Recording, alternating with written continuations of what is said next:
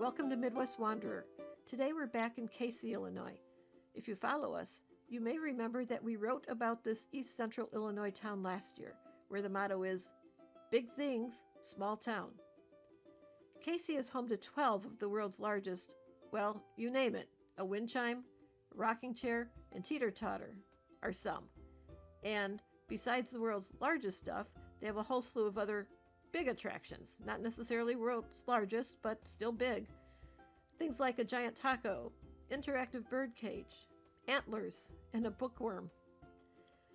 Last year we stopped in Casey as we passed through town, and although we saw most of the stuff on and near Main Street, we didn't get to see it all.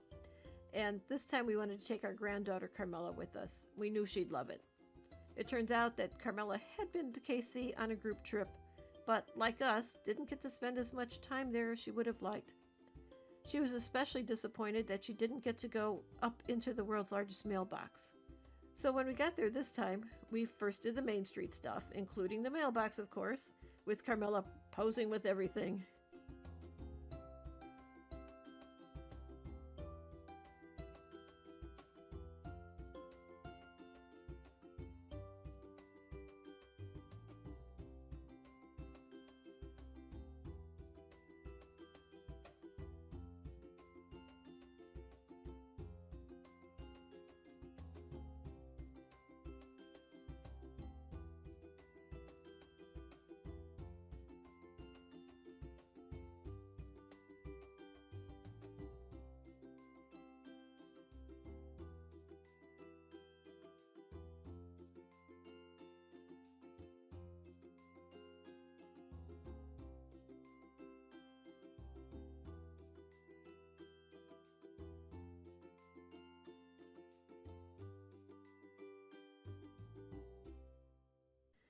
When we got down the street to the world's largest teeter-totter, we were curious.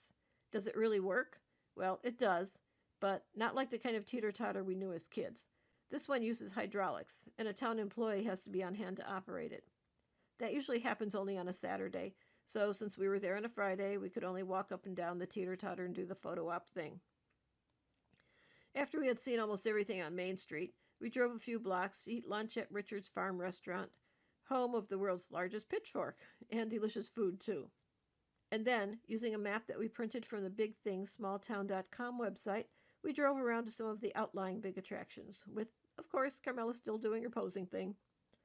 Back on Main Street, we saved the world's largest wooden shoes for last, because they're inside the Wildflower Bakery and Candy Company, and we knew we wouldn't get out of there without buying a treat or two, for both Carmela and us, of course. Well, that's it for this episode. Thanks for watching, and be sure to subscribe to Midwest Wanderer if you haven't done so already.